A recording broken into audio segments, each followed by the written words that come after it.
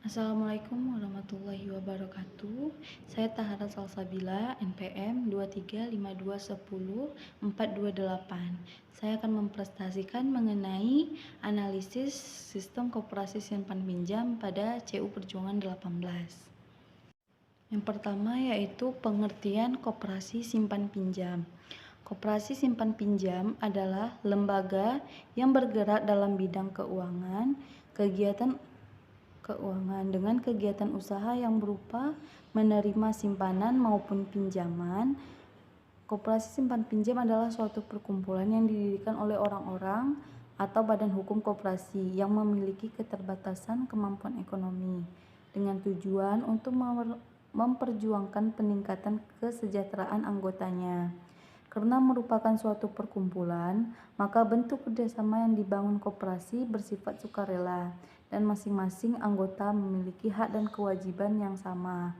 Menurut Handayani, koperasi merupakan salah satu badan usaha yang berbadan hukum dengan usaha yang beranggotakan orang-orang yang berorientasi menghasilkan nilai tambah yang dapat dimanfaatkan bagi peningkatan kesejahteraan anggotanya. Selain itu, koperasi juga sebagai gerakan ekonomi rakyat yang berorientasi untuk menumbuhkan partisipasi masyarakat dalam upaya memperkokoh struktur perekonomian nasional dengan demokrasi ekonomi yang berdasarkan atas asas kekeluargaan. CU Perjuangan 18 adalah salah satu koperasi simpan pinjam yang ada di Kota Duri, Riau. Koperasi simpan pinjam CU Perjuangan 18 dalam mengembangkan usahanya telah memberikan pelayanan jasa dengan berbagai macam produk yang ditawarkan. Dalam pengembangan, CU Perjuangan 18 melakukan beberapa strategi yang bertujuan mensejahterakan anggotanya serta mencapai target yang telah direncanakan.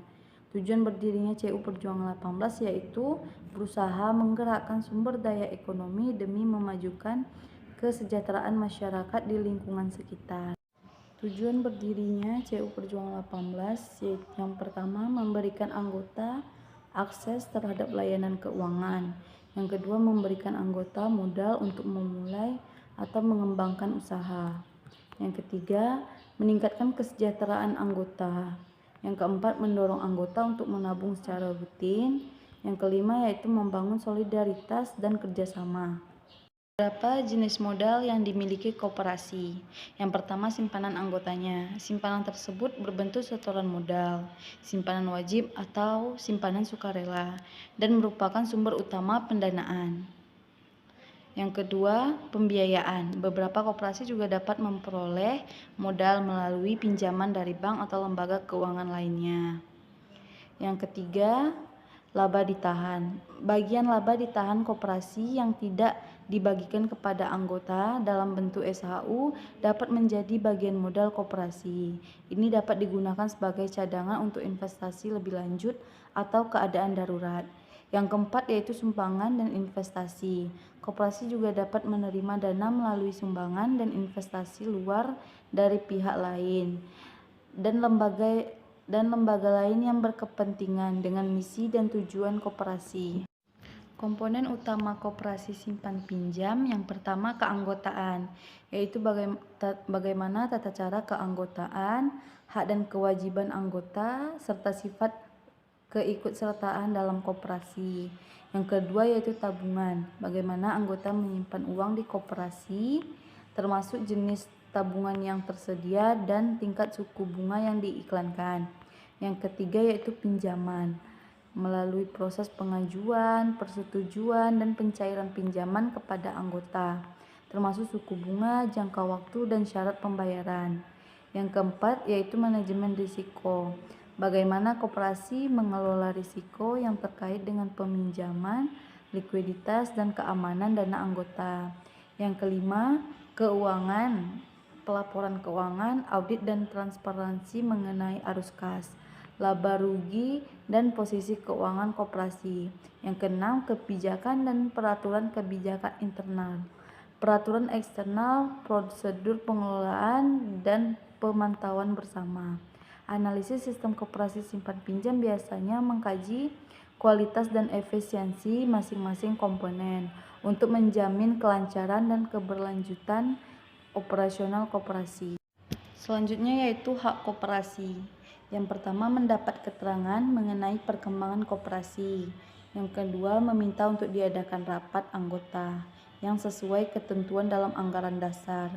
Yang ketiga, menyatakan pendapat dan memberikan suara. Yang keempat, memanfaatkan koperasi dan mendapat layanan yang sama. Yang kelima, memilih atau dipilih menjadi anggota pengurus.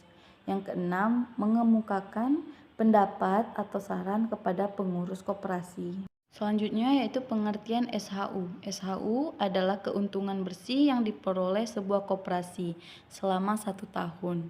Pembagian SHU dilakukan sebagai pengakuan anggota koperasi atas partisipasi dan kontribusinya terhadap keberhasilan koperasi, serta sebagai insentif bagi anggota untuk tetap aktif dalam koperasi. Ini merupakan mekanisme penting untuk mendorong pertumbuhan dan keberlanjutan koperasi simpan pinjam. Menurut Novita, selain aset, faktor lain yang mempengaruhi sisa hasil usaha adalah modal usaha koperasi. Sebagai organisasi ekonomi, koperasi dalam menjalankan usahanya memerlukan modal usaha. Baiklah, sekian dari hasil presentasi saya. Saya akhiri. Assalamualaikum warahmatullahi wabarakatuh.